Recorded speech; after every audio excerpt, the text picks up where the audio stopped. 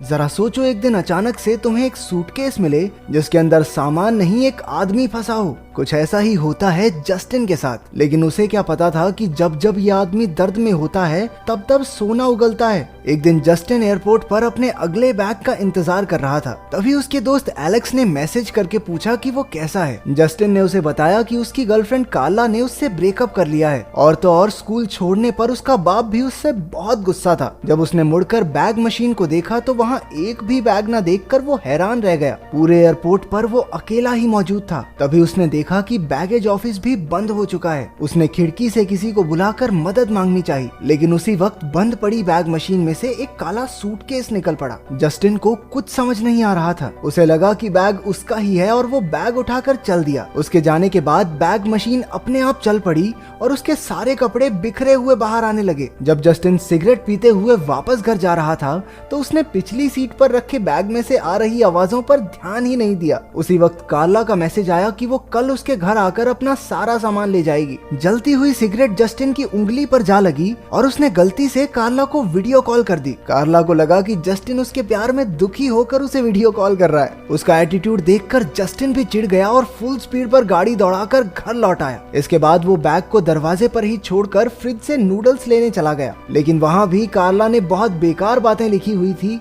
जिस वजह से जस्टिन ने कुछ खाया ही नहीं। उसने अपने कमरे में जाकर कुछ सीडीज उठाई और एक और सिगरेट पीने लगा। कुछ देर बाद उसका वो सूटकेस धीरे धीरे उसकी ओर बढ़ने लगा। उसमें से किसी आदमी की आवाजें आ रही थी, जिसे सुनकर जस्टिन के होश उड़ गए। फिर उसे लगा कि शायद उसका दोस्त एलेक्स उसके साथ मजाक कर रहा है, इसलिए उसने एलेक्स को आवाज भी लगाई, लेकिन सूटकेस वाले आदमी ने कहा कि एलेक्स तो यहाँ है ही नहीं। हैरान होकर जस्टिन धीरे से सूटकेस खोलने लगा, लेकिन अचानक फिर से आवाजें आने लगी। उसने बैग जमीन पर रखकर जल्दी से खोल दिया। बैग में किसी ने एक आदमी को बहुत बुरी तरह से ठूस रखा था। उस आदमी ने बड़ी मुश्किल से जस्टिन को उसका सर बाहर निकालने को कहा। डरा हुआ जस्टिन एक बेसबॉल बैट लेकर उसकी ओर बढ़ने लगा। वो आदमी उसकी मिन्नतें करने लगा कि प्लीज मुझे मारना मत, प्लीज। उसने कहा कि उसने कोई बहुत बुरा काम किया था, जिस वजह से वो यहाँ फंस चुका है। जस्टिन ने कहा कि वो उसे हॉस्पिटल ले जाएगा, लेकिन उस आदमी ने बड़ी निराश आवाज में जवाब दिया कि हॉस्पिटल वाले भी उसकी कोई मदद नहीं कर सकते। वो दर्द में करहा रहा था, इसलिए जस्टिन फटाफट बैग बंद करके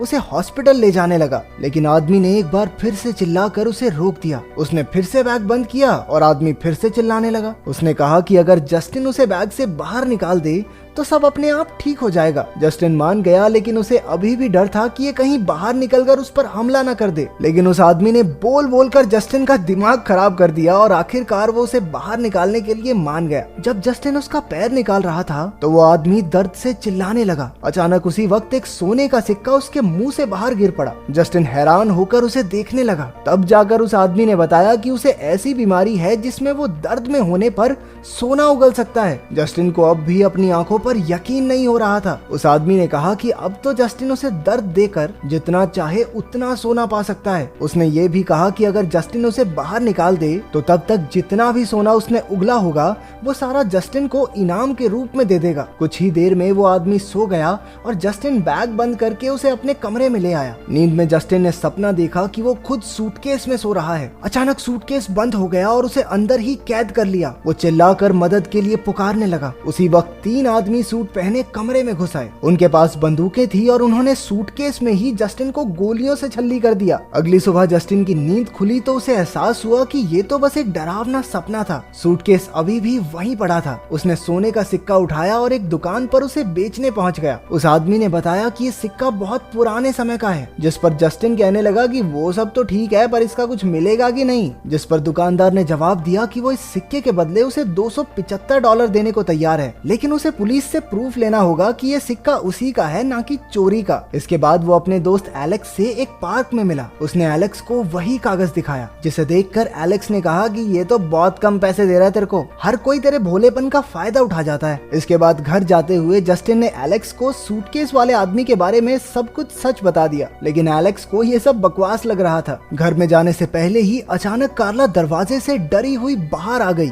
जस्टिन ने हड़बड़ाते हुए पूछा, तो तुम क्या कर रही हो यहाँ? कार्ला ने जवाब दिया कि वो तो अपना सामान लेने आई थी, लेकिन उसने कभी नहीं सोचा था कि जस्टिन एक कातिल निकलेगा। एलेक्स और जस्टिन को कुछ समझ नहीं आया। एलेक्स ने अंदर जाकर देखा कि सूटकेस में से एक आदमी का हाथ बाहर निकल रहा था। उसने बैग खोलकर देखा कि वो आदमी अंदर सो रहा था। जस्टिन ने उन तीनों को अपने कमरे में ले जाकर सारी बात समझाई। जैसे ही वो सूटकेस के पास गए, वो आदमी नींद से उठ गया, जिससे एलेक्स और कार्ला की तो चीखें निकल गई। जस्टिन ने उन्हें समझाया कि ये आदमी उसे इसी हालत में मिला था। कार्ला खुद ही उस आदमी को बाहर निकालने की कोशिश करने लगी। अब जस्टिन और कार्ला मिलकर उस आदमी के पैर बाहर निकाल रहे थे। आदमी फिर से दर्द में चिल्लाने लगा और अचानक उसके मुंह से एक और सिक्का बाहर आया। एलेक्स की नजरें सिक्के पर ही टिक गई। धीरे धीरे आदमी के मुंह से और सिक्के निकलने लगे और कार्ला ने परेशान होकर पूछा, ये सब चल क्या रहा है? इसके पेट में गुल्लक है क्या? उधर एलेक्स ने मौका देखकर एक सिक्का चुरा लिया। थोड़ी देर बाद वो आदमी कहने लगा कि अब उसे आराम की जरूरत है। कार्ला उसे बाहर निकालना चाहती थी, लेकिन एलेक्स उन दोनों को लेकर दूसरे कमरे में चला गया। उसने उन दोनों को समझाया कि उनके हाथ तो नोट छापने की मशीन लग गई है, वो जितने चाहें उतने सिक्के निकालकर अमीर हो सकते हैं। लेकिन कार्ला और जस्टिन को ये सही नहीं लगा। तभी उस आदमी ने एलेक्स को आवाज दी। उधर जस्टिन ने कार्ला से कहा कि वो चाहे तो थोड़े पैसे कमा सकते हैं,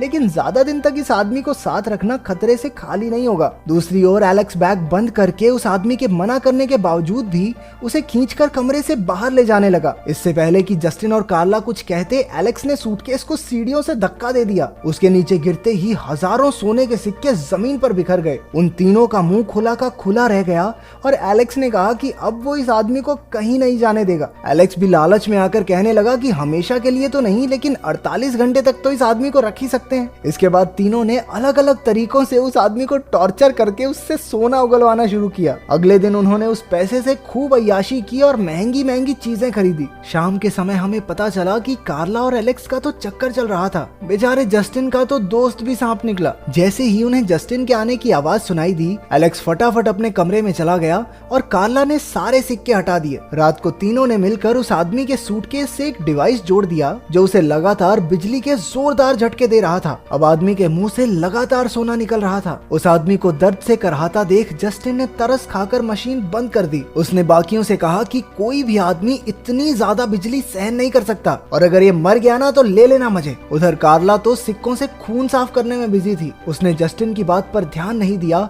और बिजली का झटका और तेज कर दिया। अब और ज्यादा सिक्के बाहर गिरने लगे। जस्टिन का मन कह रहा था कि उन्हें रुक जाना चाहिए, लेकिन एलेक्स और कार्ला अब बेहद लालची हो गए थे। ऊपर से वो सूटकेस वाला आदमी खुद भी कह रहा था कि उसकी किस्मत में तो बस दर्द ही लिखा है। अबे चुप हो जा, शायद छोड़ दें तुझे। कुछ देर बाद ज्यादा दर्द की वजह से आदमी ने कहा कि शायद उसे दिल का दौरा पड़ने वाला है। कार्ला ने घबराकर एलेक्स और जस्टिन को देखा, लेकिन बेरहम एलेक्स ने मशीन को सबसे तेज झटके पर सेट कर दिया। जस्टिन ने गुस्से में उसे रोकना चाहा, लेकिन एलेक्स तो लालच के नशे में अंधा हो चुका था। उसे बस महंगी महंगी गाड़ियां और शान और शौकत के ख्याल आ रहे थे। लेकिन जस्टिन ने उसे 48 घंटे वाली डील याद दिलाई। एलेक्स ने जस्टिन को भी अमीरी के सपने दिखाए, लेकिन जस्टिन नहीं माना। उसे यकीन नहीं हो रहा था कि एलेक्स और कार्ला पैसों के लिए किसी का खून तक कर सकते हैं। उसने पुलिस को सब बताने के लिए फोन उठाया, लेकिन कार्ला ने उसका फोन हथौड़े से चूर चूर कर दिया। जस्टिन ने गुस्से में उसकी ओर देखा, लेकिन उसी वक्त कार्ला ने हथौड़ा उसके सर पे दे मारा। उसके सर से खून की धार बह चली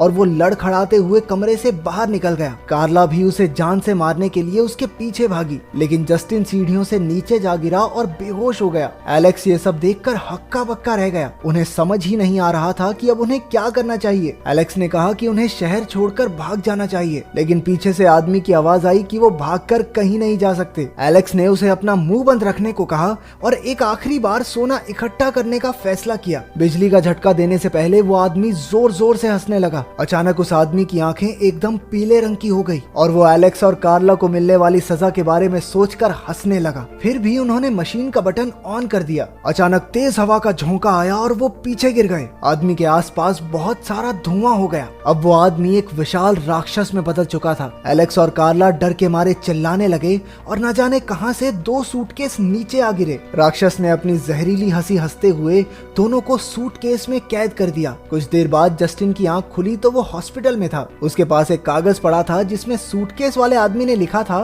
कि वो उसकी मदद के लिए हमेशा तैयार रहेगा। वो आदमी अब पूरी तरह ठीक होकर एक एयरपोर्ट पर था। उसके पास एक जैसे कई सूटकेस थे। उन सूटकेसेस में से एलेक्स और कार्ला की चीखें सुनकर वो मुस्कुराने लगा और इस्तांबुल के लिए रवाना हो गया।